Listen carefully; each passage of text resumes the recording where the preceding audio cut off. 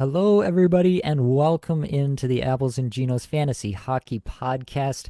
My name is Nate Grniblink, and I will be your host. I've also got my guy Blake here with me. Blake, how are we feeling today? We are feeling very good. All right. I'm excited. The Canucks are playing well. They're going to the Cup, baby. That's confirmed. All right. No problem here. That's confirmed. All right, Yeah, that's that's it. that's good to hear. I think we could probably both make a bit of money if we had that confirmed right now. All right. Yeah, that's right. I've got like the Farmer's Almanac from Back to the Future. So that's, I'm talking about Back to the Future 2. All right. Yeah. All right. Well, by now, everybody listening knows the drill. We're here to look at some players who've been performing well and some who have been performing poorly, trying to make sense of all that performance thus far. This week, I also wanted to draw some attention to some team trends that I've been keeping my eye on and I think are worth noting and might actually be a little bit surprising for the audience here. So let's get into it. Performing well. We got to talk first. First off, we got to talk about Jason Robertson right now. Has anyone ever been hotter in the history of the world than Jason Robertson is right now? 7 goals, 9 points in his last 5 games played. The man is doing it. 20 minutes and 15 seconds, that is, average time on ice. Of course, when you get up this high, there's probably going to be a little bit of high luck metrics in here. So he's got a 90% IPP. He's got a 24% shooting percentage. On ice shooting percentage, surprisingly, 11.9%. Like that might be a number I'd expect to see out of Robertson full season long. So that one doesn't bother me much. Definitely, though, a little bit high on the IPP and shooting percentage.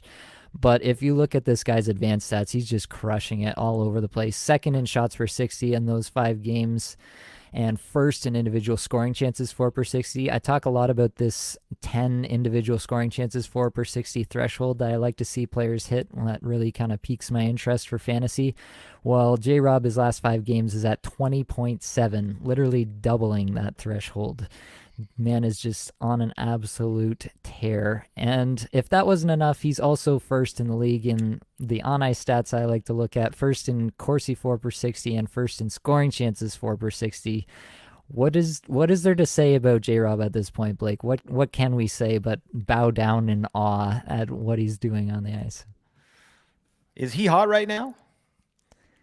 Kind of seems I like think it. so. Yeah. Oh my goodness. This guy, basically, he's sponsored by Apples and Genos. Everyone, by the way, Jason Robertson. Nate is loving this man, and so are the rest of us. This is crazy. I did not expect this to happen.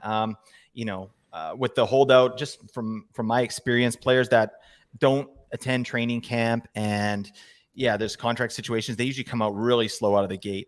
And he wasn't super slow out the gate, but it did not take him long to get to this level. And what you said, the advanced stats are insane.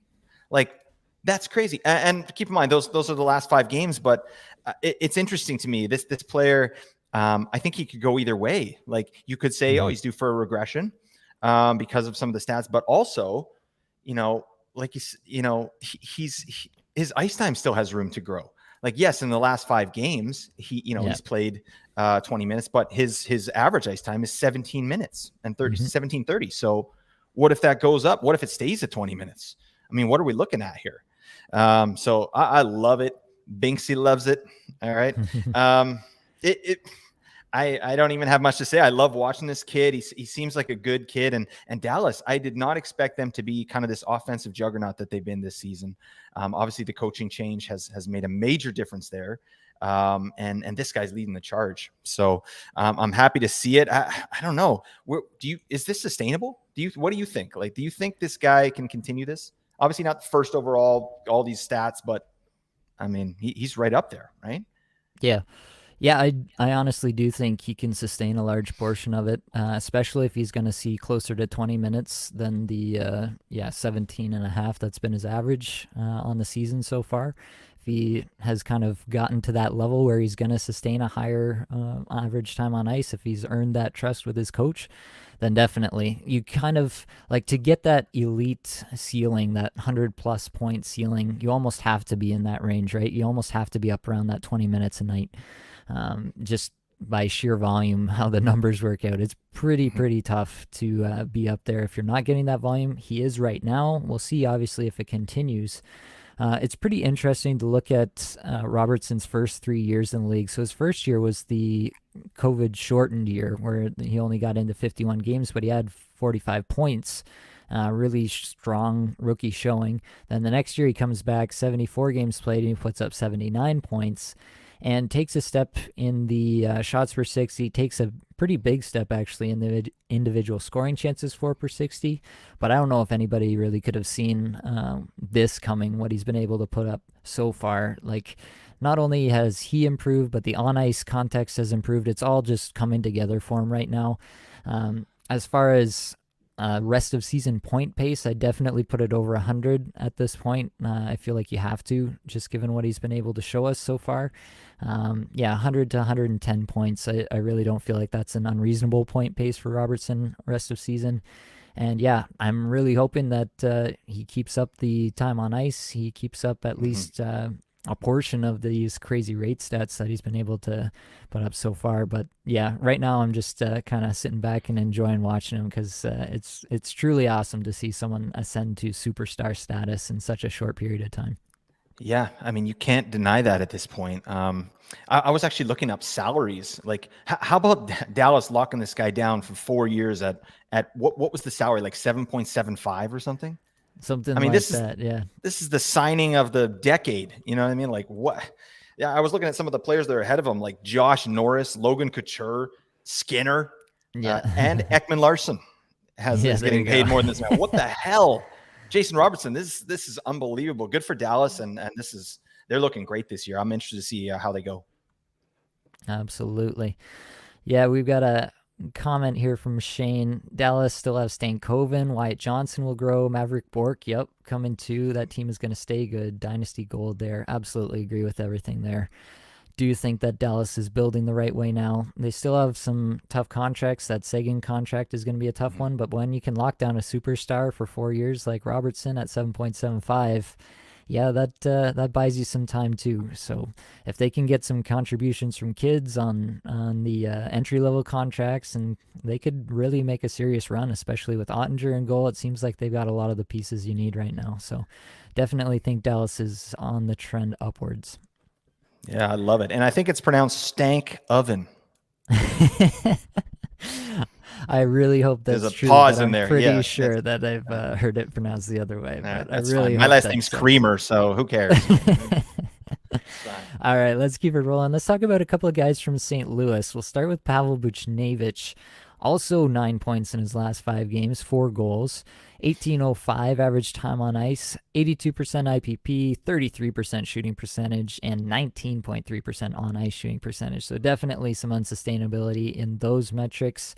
You get into the advanced stuff and it starts to look not quite so hot. Respectable, but not quite so hot. 148th in shots per 60, 118th in individual scoring chances for per 60.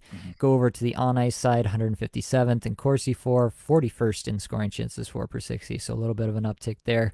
So Buchnevich's numbers underlying are, I would say, good, not great at this point. He's run hot after running cold, so I kind of feel like this is a little bit of him just kind of evening out where he was earlier in the season to where he is now. And if you look at it over the course of the full season, maybe it doesn't look so crazy, right?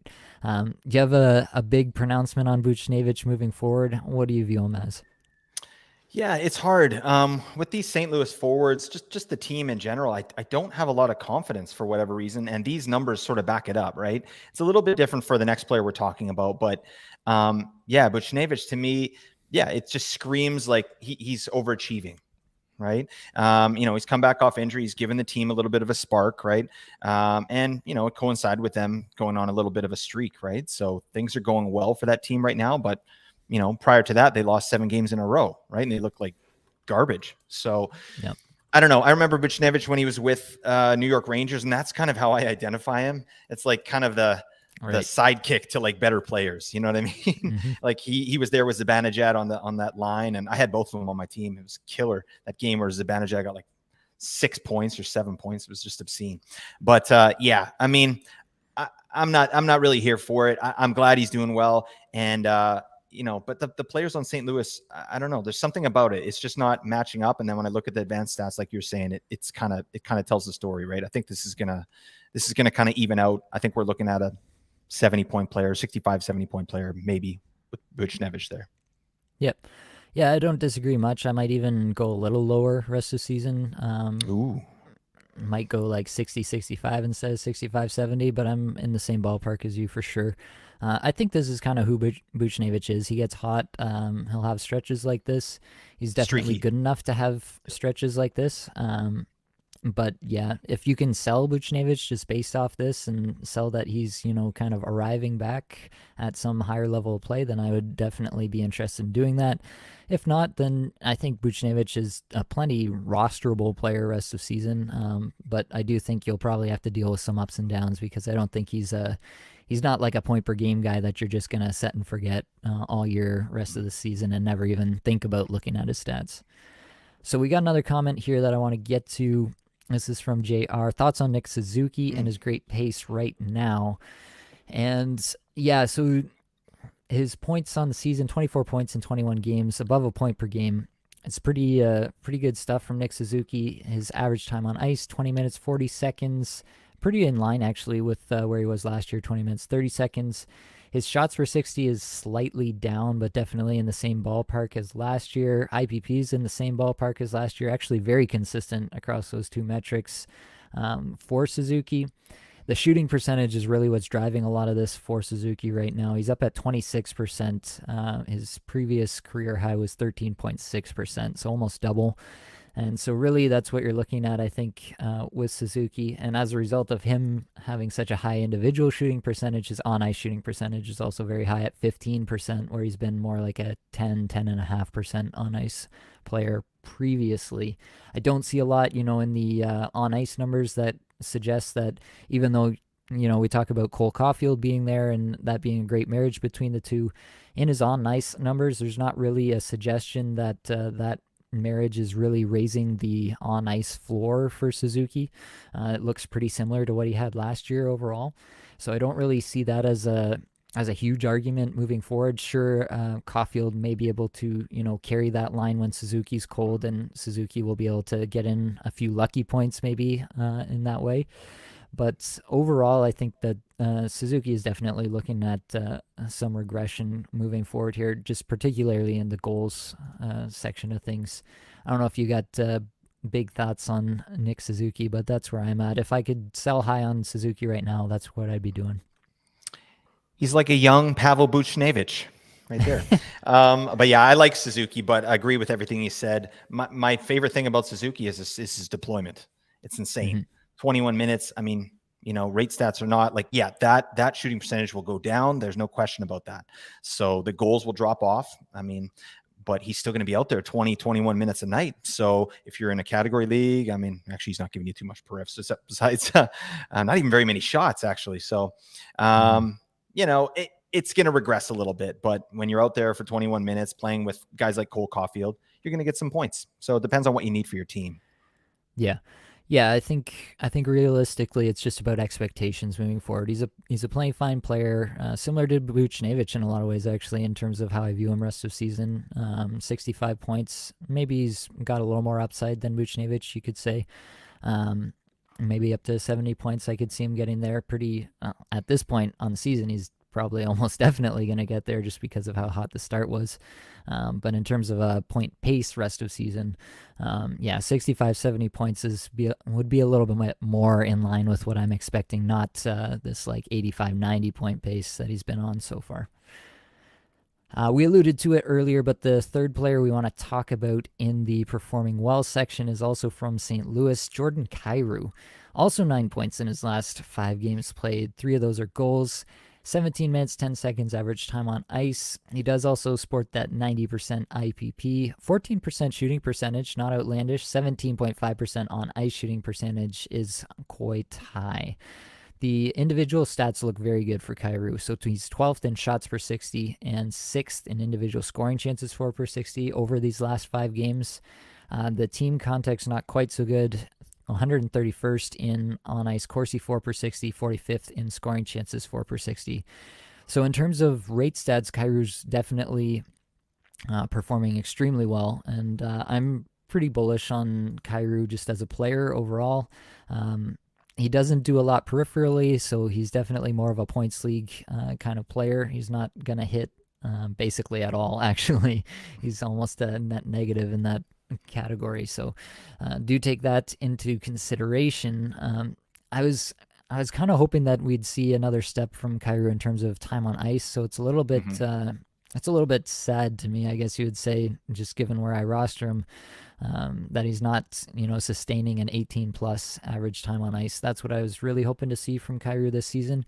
But definitely you can't complain with the production so far this season. And I do think that Kyrou is at least a point per game player for me rest of the season. What about you, Blake? Where do you have him?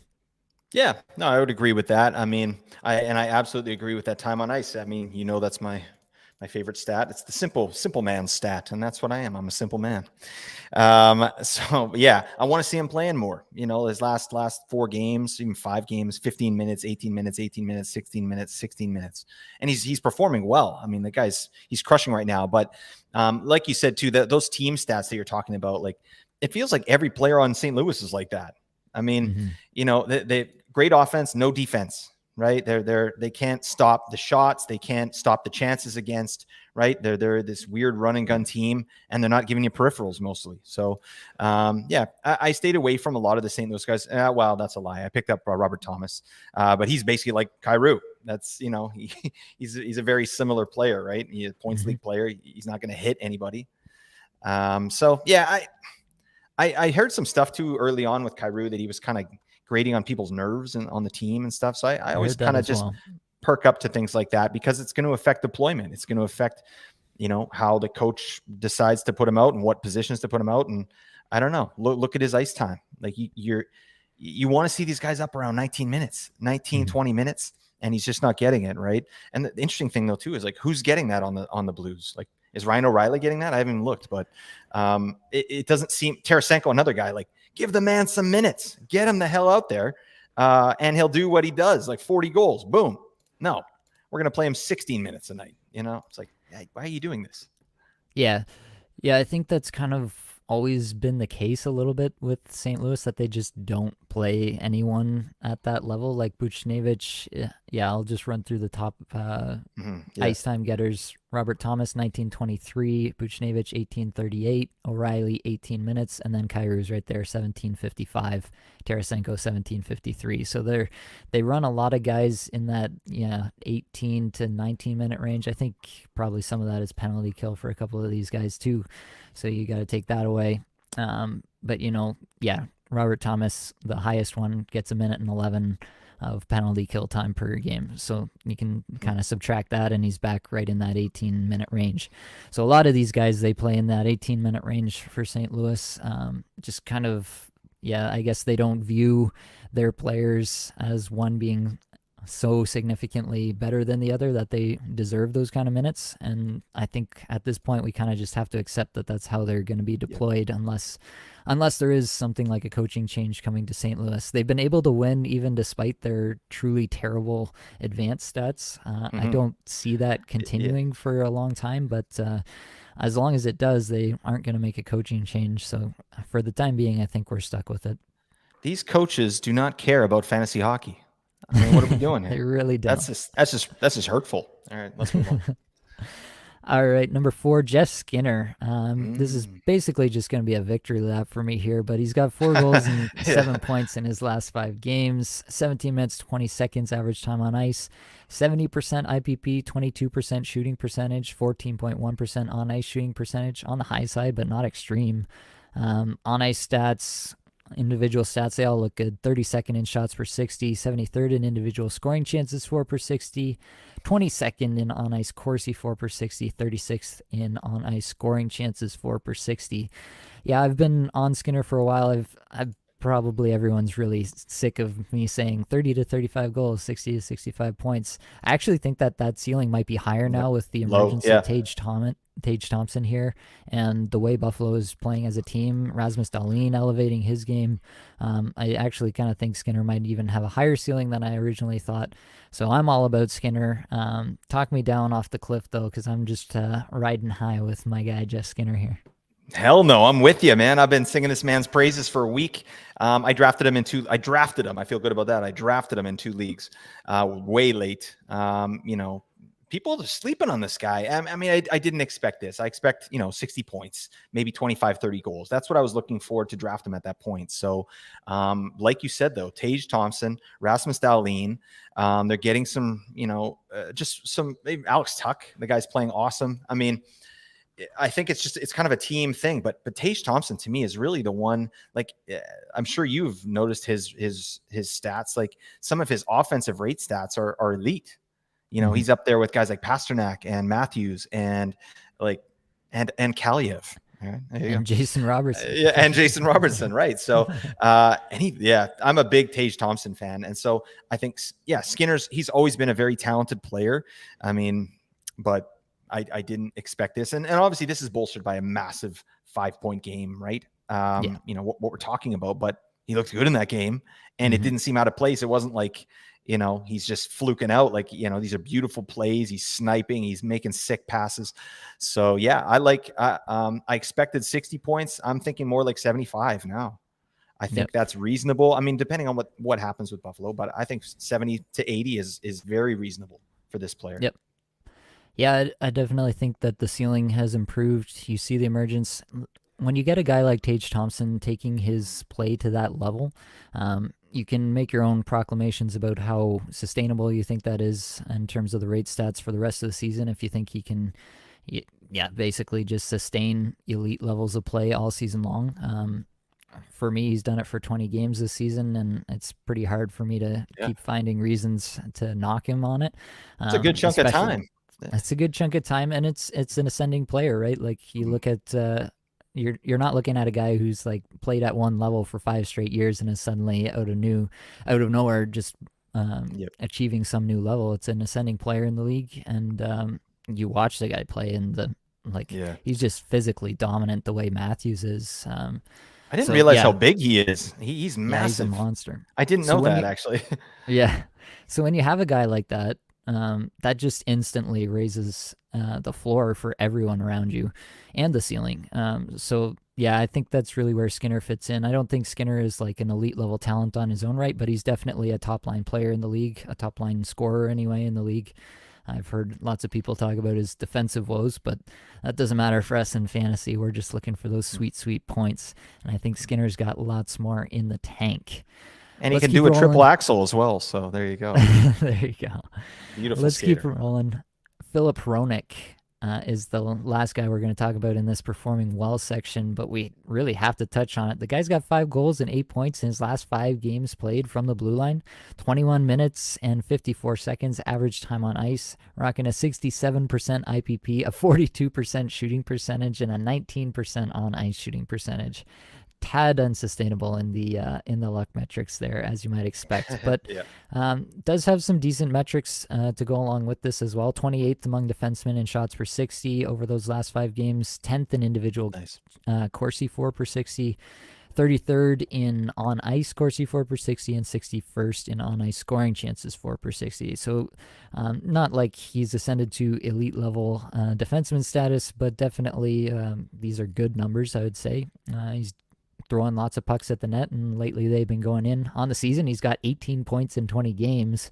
Where do you see all this shaking out with Hronek? He's not even on the top power play, or what looks like the top power play right now in Detroit. Siders reclaimed that role, but what do you think about Hronek? I think obviously you're holding him at this point. Would you be trying to sell high on him at this point, or are you just hanging on for dear life and enjoying the ride? Geez, that's a good question. I don't know, because I have Sider in a couple teams that I have, and it's been underwhelming. And Hronek had the top power play at some point in this year, so I feel good about it. He's doing this on the second power play with his current minutes, and obviously, like you said, his shooting percentage not sustainable. That's going to come down, right? But he does everything else. He's getting deployment. Yeah, I like it. Especially this week coming up. Detroit has an amazing schedule. I think he's only like 63% rostered or something on Yahoo. So correct me if I'm wrong, but Yeah, I think he's in the 60s, so you might be able to pick him up this week. Detroit has an amazing schedule. This guy should be rostered at 100% this week. But yeah, I think it's, besides the shooting percentage, which is going to come down, I think it's definitely sustainable. He's a player I'm interested in, and he's probably, I've got Hedman just sitting on my bench like every night. This guy's a dingus. I'd rather have Hronek, honestly, but I can't drop Hedman for Hronek. It doesn't make any sense, but he's outplaying him, right? This is an elite defenseman, and Hronek's playing much better than him. So, yeah, it's interesting for sure. I definitely don't think there's a lot here with Hronek that's super sustainable. Right off the numbers for the last 5 games, but on the season, like the on ice context is not that great. Detroit's still not they're improved, but they're still not a top half team even in terms of offensive firepower. And Hronek is just running really hot right now. So I don't really see this sustaining a whole lot. That being said, Hronek has historically maintained a pretty high IPP, so he's factored in on a fair number of his team's goals when he's on the ice. So I do think that as Detroit improves, so does Hronek, and a little bit more than your average defenseman in that regard. So I do think that there's, like, Hronek, I think, will be fantasy relevant rest of season, basically, I guess, is where I'm landing on this. Nice, whatever that looks like, 45 points, maybe point pace rest of season. I do think that's sustainable. If you can sell him for more than that in your league right now, then I definitely would. I don't know if you can. I think most people are pretty hip to that situation there. Moritz Seider has gotten a lot of press, and most people are watching Seider pretty closely, which kind of means they know where Hronek's at in terms of deployment. So I'm not sure that you can really sell high on Hronek here, but I also don't think that you have to. I think that you've got a defenseman here who's going to be valuable at the very least for the rest of the season. Yeah, absolutely agree. All right, before we get into players performing poorly, I do have to remind you to check out the Apples and Ginos Discord server. We've got hundreds of like-minded fantasy managers in there. You can talk to them, bounce off your crazy trade ideas or whatever you may have. You get latest news and content alerts in there as well. If you're looking for someone to help you out with those crucial waiver wire pickups each week, you can check out the Apples and Ginos Patreon, also in the show description. $5 a month gets you a weekly waiver wire article and analysis podcast by yours truly. And the people are telling me that it's been helpful so far this year, so I'm getting a little bit of validation back there on that front. So definitely reach out if you're interested. If you want to know a little bit more about what that looks like, then reach out to myself and I'd be happy to give you an example of what that might look like and see if that's a good fit for you and your fantasy season. Hell yes. All right. Both those links are in the show description. Let's get into the players that are performing poorly, though. We got to talk about Nazem Kadri. 0 points in his last 5 games played. 16-26 average time on ice. That's not a great look. 7.3% on ice shooting percentage, so that's on the low side. But Kadri isn't doing himself any favors here either. 142nd in shots per 60, 133rd in individual scoring chances 4 per 60. Team context, even worse, 259th in Corsi 4 per 60, and 364th in scoring chances 4 per 60. I just really don't know what to do with Kadri at this point. I didn't have a great projection on him coming out, so I don't have him anywhere. I'm pretty happy about that at this point, but I don't even really feel like I should be going out to acquire him, even though he's so cold right now, and you could probably get him for pennies on the dollar. I just really don't know what the ceiling is in Calgary this year. I'm feeling very uncomfortable with the whole situation. You're geographically closer to Calgary, Blake, so I'm going to lean on you here. What I'm basically there, yeah. Calgary, very frustrating team this year. I was talking about this the other day with someone, just how all the pieces they brought in are all kind of being minimized, But that's I'm talking more about Weegar and Huberdeau. To me, Kadri was a prime candidate for regression. I didn't draft him. That's the only way to get away from this. I didn't draft him because he was clearly, like, it was the situation. He was top power play in Colorado with elite players. So you take that away. Yeah, he still has some good players in Calgary for sure. But this is just a prime example of, like, the guy cashed in on his one big season, his contract year, and then he's going to float off into the sunset. You know what I mean? I've never been a big Kadri fan. I like him in the playoffs. I do, until he gets suspended. He's the kind of player you want on your team in those moments. But as far as fantasy goes, I'm not interested at all. He used to hit too. He used to give you some periffs and stuff like that. And last year he kind of got away from that and much more. Actually, what am I talking about? He's been away from it for the last like 4 years.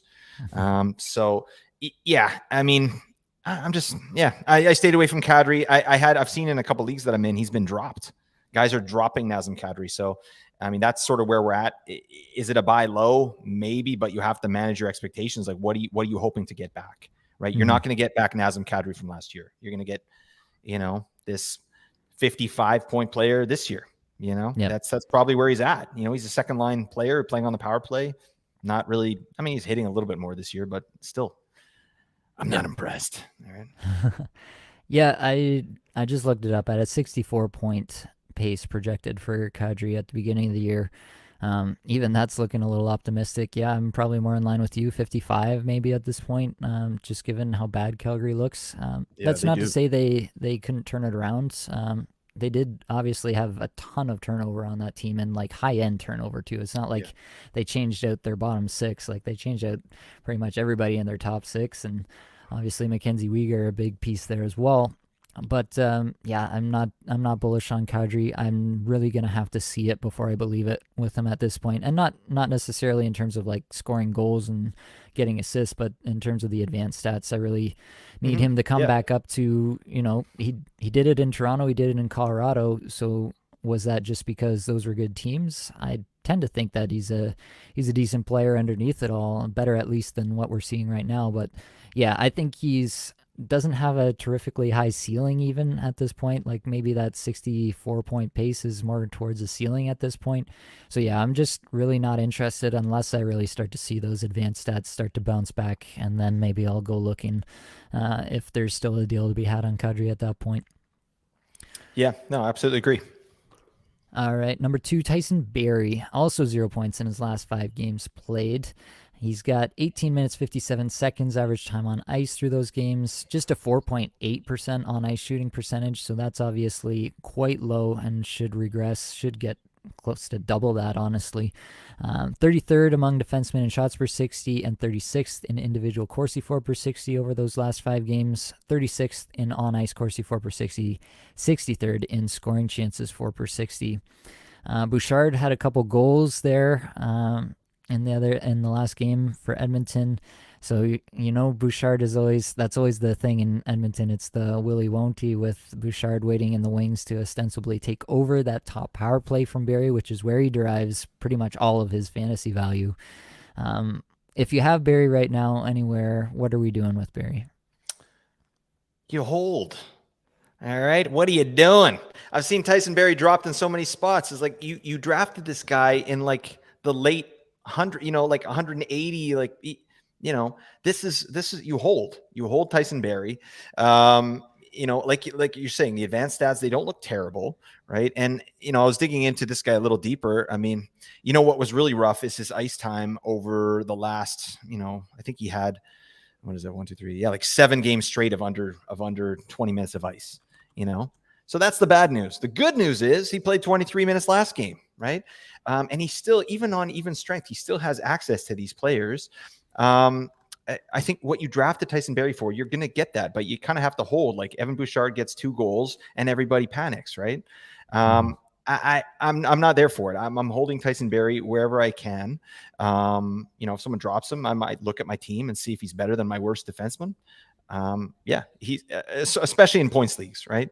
Points leagues, no question. Like you're not dropping Tyson Barrie.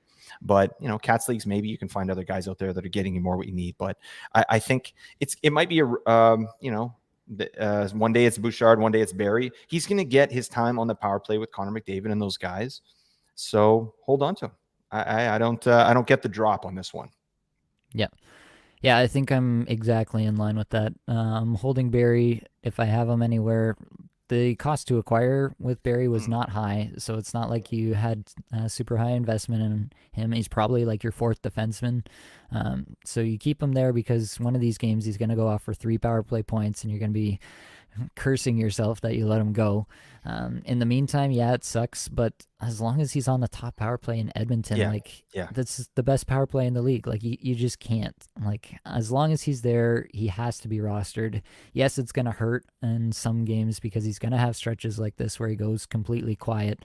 But he's also gonna have stretches where he wins you your week. So you're just gonna have to kind of take the good with the bad with Barry until you actually see it with your eyes that Bouchard is on that top power play and Barry is off. I think that's what you got to do. You know what's funny about fantasy is people expect players to produce every night. And if they don't produce every night, it's like, get him the hell out of here. Like, what? No, we're talking about a season, right? You drafted him at a season ranking, right? And if he kind of touches that ranking, you got to wait for the whole season to see that, right? Unless you're doing buy lows, sell highs, and you're trying to maximize value. But in this case, you got him so late. I mean, you're probably going to get more value than what you drafted him at. So my 2 cents. Yep, absolutely agree. Number 3, another Calgary player. We got to talk about Mackenzie Weegar. 1 assist in his last 5 games played, under 20 minutes average time on ice, 33% IPP, obviously a 0% shooting percentage, and 5.5% on ice shooting percentage through those 5 games. The shots have started to come back, so he's 13th in shots per 60 and 19th in individual Corsi 4 per 60 over these last 5 games, 53rd in on-ice Corsi 4 per 60, 110th in on-ice scoring chances 4 per 60 is Weegar. So on Wednesday's pod that I did with Josh, I did talk about Weegar as a drop, and he promptly came back with basically his best 2 games of like the past month, in terms of the advanced stats anyway. So I'm kind of back left in the middle with Weegar. I really don't think that the ceiling is there anymore, but he still might be better than, whoever else is out there on the waiver wire. So you're kind of left in this limbo with Weegar. At least that's how I'm feeling. I still have him in 1 league. I would have dropped him last week if it had made sense just for my team, but it didn't. And now I'm kind of back into this spot where the shots came back a little bit, and shots get me a fair amount of points in this league. So I'm like, okay, there's nobody out there that I'm dying to have. I'm just going to hang on to Weegar for another week and just see how it goes again. But yeah, the fact that he can't even find his way onto the second power play unit, I'm just going to double check and make sure he didn't find his way back. Yeah, still no power play time for Mackenzie Weegar. Not that that's been super valuable in the Flames so far this year, but over the course of the season, you'd hope that would be the case. That ceiling case where he was on the power play 1 seems to be just a faint memory at this point. I think Rasmus Andersson has kind of taken a step this year and kind of locked down that role a little bit. And even if he didn't, even if he got injured or something, I think Noah Hannafin would be second in line. So really, I don't think there's a ceiling case for Weegar, but he still might be just good enough to hang on the back end of your roster at this point. I don't know if you're feeling kind of defeated with Weegar the same way I am, but that's kind of where I'm at. Yep, I'm absolutely with you. I drafted him in a lot of spots, and even in a cupful league, I drafted him high because I had first pick, so like I had to kind of reach for some players, and I was like, well, I need riffs. And like I really thought, like we all did, like, oh, he'll get his shot on the power play, and look at this power play, look at these guys, and it hasn't materialized, and then the peripherals went away as well. Like everything's kind of just gone away.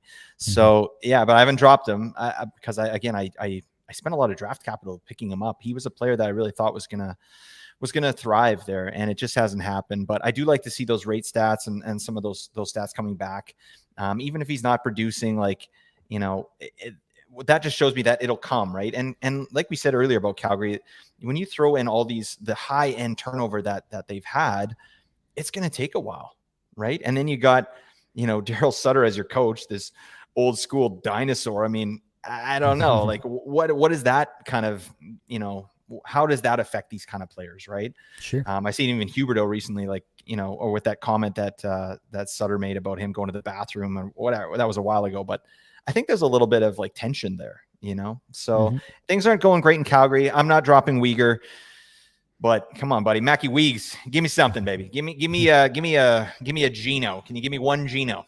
Yeah.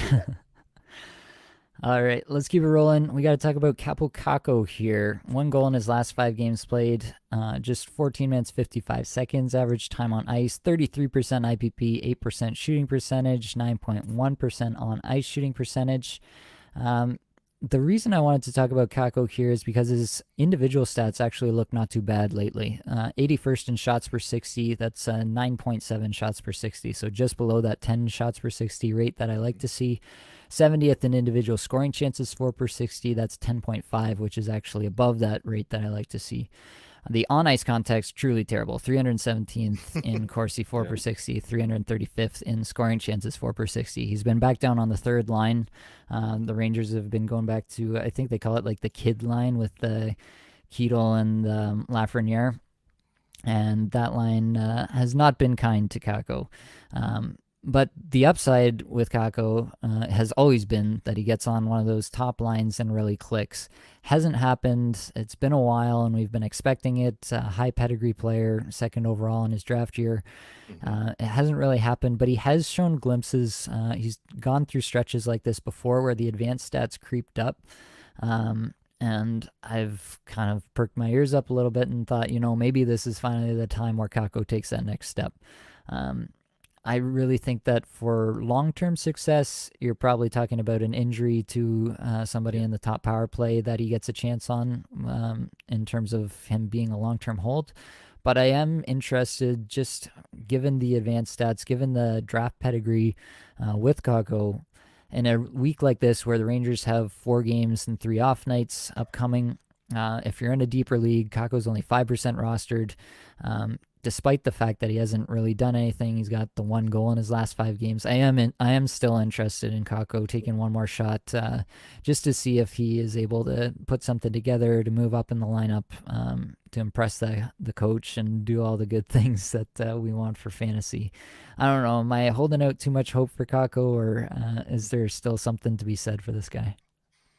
Yeah, I think in his career for sure. I'm not sure if it's going to be this year, but yeah, it's this won't be your last shot at Kako either. You'll be back. All right.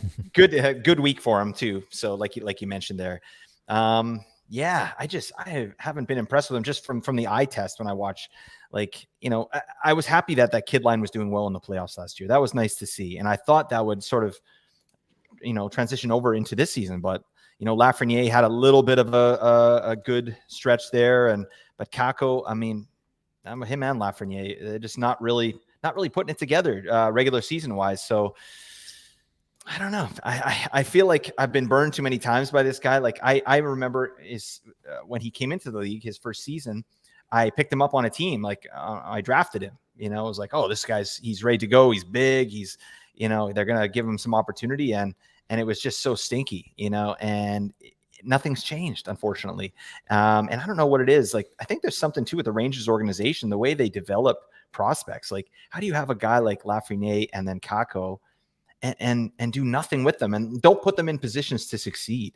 Mm-hmm. I know they have a great team and a good top 6, a very good top 6, but get these guys on the first power play or just add a couple minutes out there, put them on the penalty kill. Let's get them on the ice. Let's let them make mistakes and figure it out, and I just feel like Kako hasn't got that opportunity consistently anyway. So I don't know. Like you said, deep leagues, definitely pick him up. Great schedule for the Rangers. And I don't know, maybe he can parlay these advanced stats into actual stats. That would be great to see.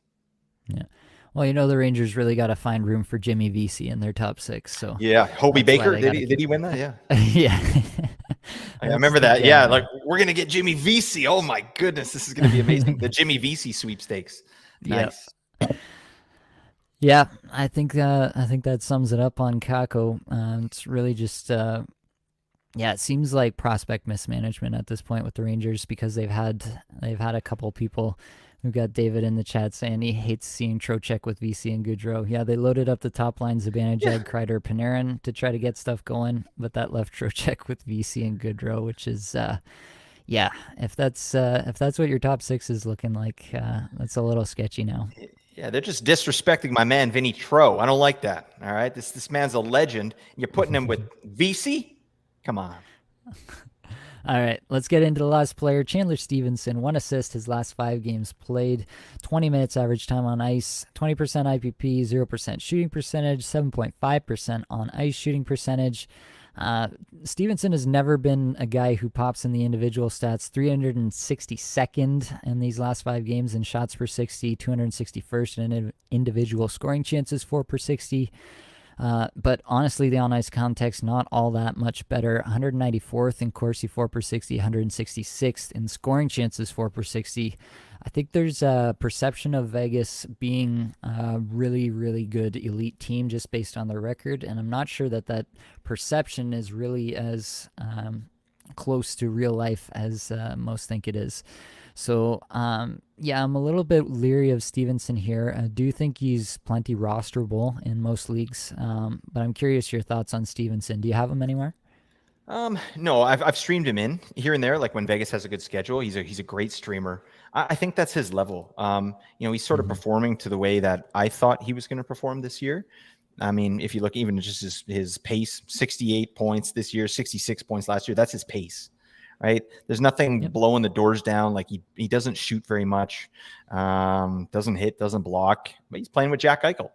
So, I mean, you gotta give that a shot, certainly for streaming. But yeah, I mean, these advanced stats that doesn't look too good. I like the time on ice. That's excellent, but I don't know. Depends on what you need, right? Like it's just one of those players that I think if you want to sort of suffocate your opponent, you're with games played. You're like, oh, I'll get Chandler Stevenson in there, no problem. He can get me some shots, some hits, maybe an assist, a goal, who knows? But he's certainly not an inspiring player, and I don't think he's going to be much more than this. You know what I mean? I don't think we're going to all of a sudden be like, whoa, Chandler Stevenson, he's pulling a J-Rob. Like, what's going on here? Like, no, that's not happening, right? So. And I know what you mean about Vegas too.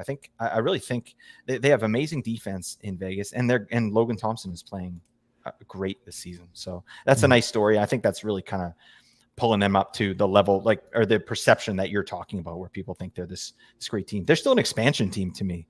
They still they have that kind of Carolina, St. Louis feel, or Seattle now, obviously. Like it's like, here's just a bunch of people that are all streamer level that are getting it done somehow. You know what I mean? It's like, good for these guys. Yep. Yeah, I think I'm there with you on Stevenson. Stevenson, I just checked, 78% rostered on Yahoo right now. So he's definitely above streamer level on Yahoo. And yeah, I'm much more inclined to feel like he's closer to streamer level than that. Definitely, I think he's worth rostering as long as he's attached to Jack Eichel. And he is attached to him both at even strength and on the power play. But when he's cold like this, man, because he's not like an individual play driver, it's really tough to hang on to him when the team goes cold, because he's not going to be the one who turns the ship around, right? So he depends on Eichel a lot for his production. So I wouldn't fault anyone for dropping him if there was something really lucrative out there, or if they needed to open a streaming spot. I definitely think that's a fine move to make. He will have some hot streaks where he gets a bunch of points, but I mean, the guy hasn't scored a goal in 8 games. Like, you can probably do just as well out there on the wire. So that's going to conclude our performing poorly. I did want to talk about some team trends, though, before we get out of here, because honestly, I've been seeing a lot of people talk about teams like Vegas, and they just seem to have this totally different view of Vegas than I do. And I don't know if it's just like a media thing. Like, I honestly don't consume a lot of big media in terms of the NHL overall. I'm mostly just kind of into the stats all the time, and that's basically the only place I get any information about the league. Obviously, I still get roster updates and stuff like that from Twitter and whatnot, but in terms of media, I don't read a ton of articles about teams or make broad proclamations about player projections based on something that I read. It's more about the stats for me. So I'm just going to, I guess, basically share some observations that I've been getting, and I'm going to play a game with you here. So I've got the top 6 teams in even strength Corsi 4 per 60 over the last 2 weeks. There are 3 teams that are pretty obvious, and I think there are 3 here that are going to surprise some people. So I'm going to give you the obvious ones. The obvious ones: Florida, Carolina, and New Jersey. I think everybody probably would have been fairly unsurprised to see those 3 teams towards the top here. But the potential surprises. I'm curious if you got any idea about who these teams might be that are close to the top of the league in even strength Corsi 4 per 60 over the last couple of weeks. All right. This is just unfair right here. Okay. So I'm going against the stat master. All right. Even strength Corsi 4 per 60. Let's say I wrote it down. Buffalo, Dallas, and Ottawa, maybe. 2 for 3. So Ottawa and Buffalo are both there. But the Look third at that. one, yeah, that's pretty good. That's probably better than I would have done before I actually looked at these stats. So That's kudos not based to on you. anything on my end. So there we go. The third team there is not Dallas, it is Washington, which is super surprising to me. I think a lot of people, including myself, had a perception of the Capitals as kind of a washed up old team. And honestly, they've been quite good. Like, very, very good, honestly. They're Yeah. fourth in the league in Corsi 4 percentage at even strength over the last 2 weeks. So they're really actually kind of killing it right now. So Washington, I do okay. think that we should probably, look back at Washington, look back at Ottawa, look back at Buffalo, and, add a little bit more weight to their name. Don't discount these guys.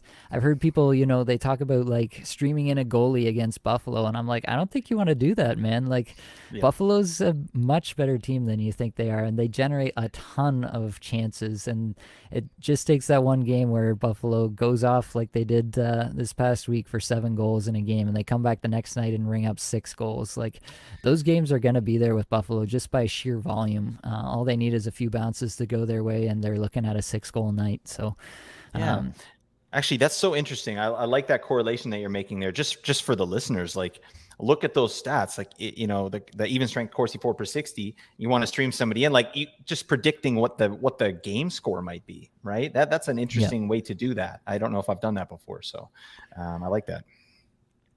Yep. Another few notes that I wanted to make just while we're here. San Jose, fourth in the league in scoring chances 4 per 60. They're out of the top 10 in Corsi 4 per 60, but in terms of actual scoring chances over these past couple weeks, San Jose is really doing it. Kind of just proving that all you need is a few elite level players and Meyer and Carlson, and they can kind of drive the bus. So definitely don't look past the Sharks in terms of what they can do offensively as well. So what's pretty interesting to me also while I was looking through these stats is Ottawa, Carolina, and Washington are the bottom 3 teams in even strength shooting percentage. I think that's kind of where some of that perception comes from with Washington and with Ottawa as well, is that people just don't respect them because the goals haven't been there, right? They aren't seeing the underlying stats. They're just seeing that the goals haven't quite been there. So those numbers should rebound. Ottawa and Washington should come up. Carolina as well should come up. I think most people just realize that Carolina's a bit snake bitten right now, and those numbers should pop back up fairly soon here. I don't think anybody's truly worried about Carolina's long-term ability to score goals, but for the other 2 teams there, Ottawa and Washington, I think we're looking at some potential rebound for those 2 teams in terms of their even strength shooting percentages. All right, we're going to do the same. 2 out of 3. Don't forget that, everybody. All right. Yeah. I actually got Ottawa right from the show sheet, so here we go. That's fine. So we're going to go on to bottom 6 teams in even strength Corsi against the last couple weeks here. So these are some pretty bad teams, obviously, in terms of giving up chances against. Again, we've got kind of 3 obvious teams that I think people might have known about, and then 3 teams that maybe not so obvious. So the obvious teams that I'm going to bring up here are going to be Columbus, and then Arizona, and then Chicago. But there are 3 other teams that I don't think people are quite as tuned in on, and I want to see if you can guess those for me.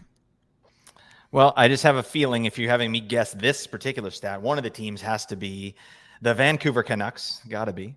What else did I think? Philly, maybe? And let's write down. Let's go St. Louis, just because we just talked about those guys and how stinky their D is. So 1 for 3 on this one. St. Louis is the one there. Vancouver. Very close. Very Oh, close, okay. actually, just outside of this range. But the other two here are Vegas and the New York Islanders, which I really don't think that people Islanders. are really respecting or disrespecting, I guess, how bad both these teams have been in terms of giving up chances against the last little bit, at least at even strength. Um, so That's yeah, crazy. I just think that people still have the perception of the Islanders as a defense first team that really limits their chances against, and you can't score on them. Certainly, Ilya Sorokin Yeah, I was having gonna another say. terrific year, so that's mitigating the actual goals, which is about what a lot of people go by.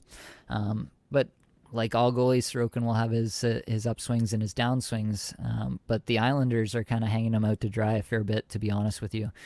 Um, and then Vegas shows up here. They're after a pretty hot start where they were legitimately playing well. They've really tailed off of late in terms of their Corsi 4 percentage. They're seventh worst in the league over these last 2 weeks at even strength. Crazy. So they're really kind of in a bit of a tailspin.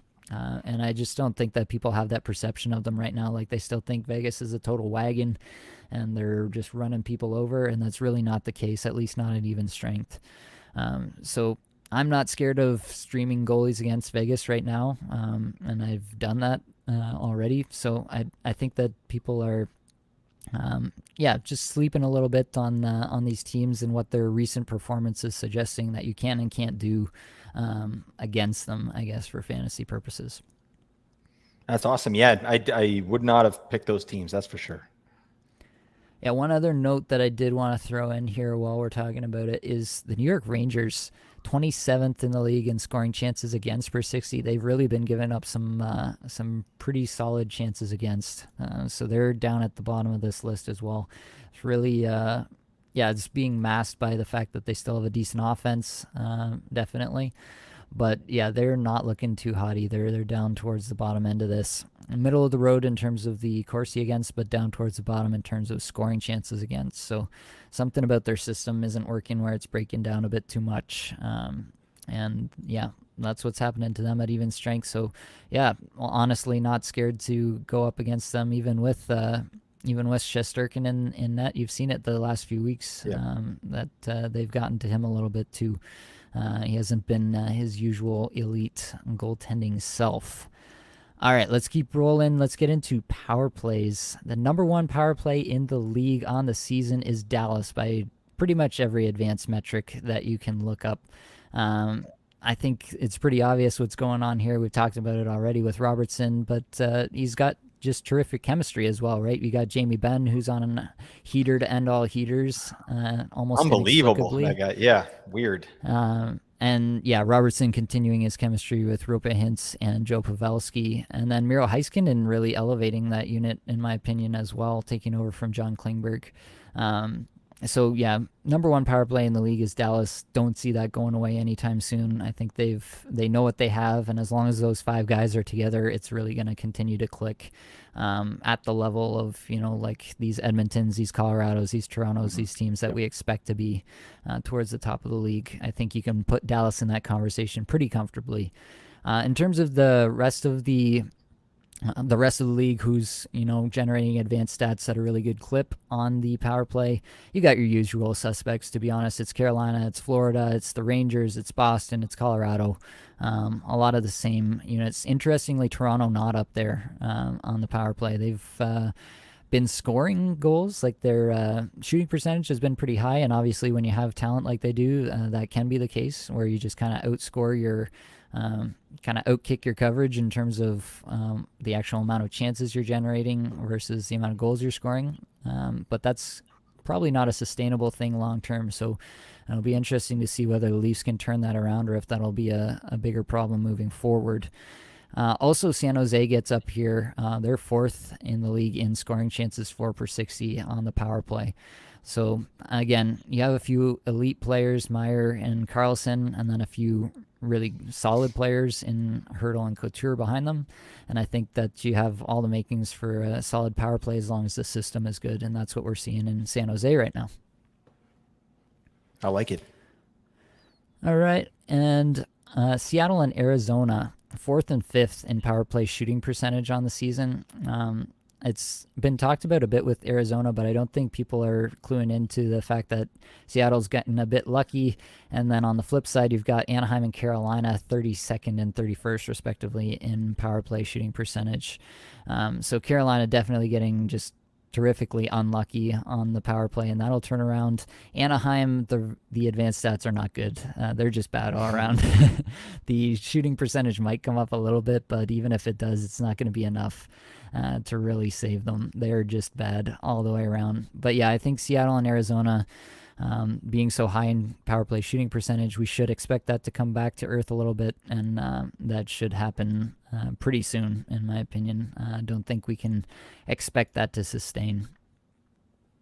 Any of these teams surprise you with these power play numbers, or is this pretty much par for the course?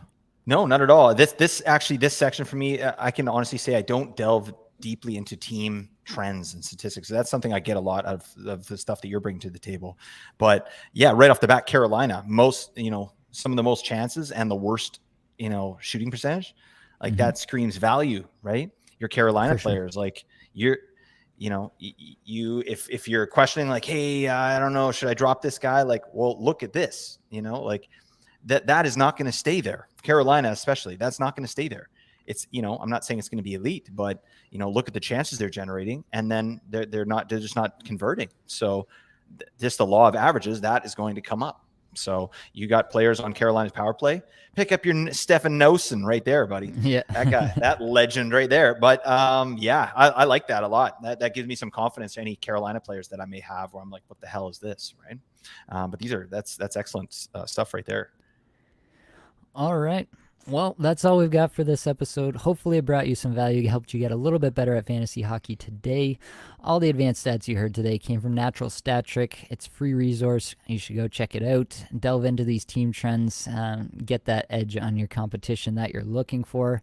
Many thanks, as always, to the band They're There for supplying the music for the podcast. Be sure to check out their Spotify in the show description. And that's going to be it, folks. Much love. Thanks, everybody. Talk soon.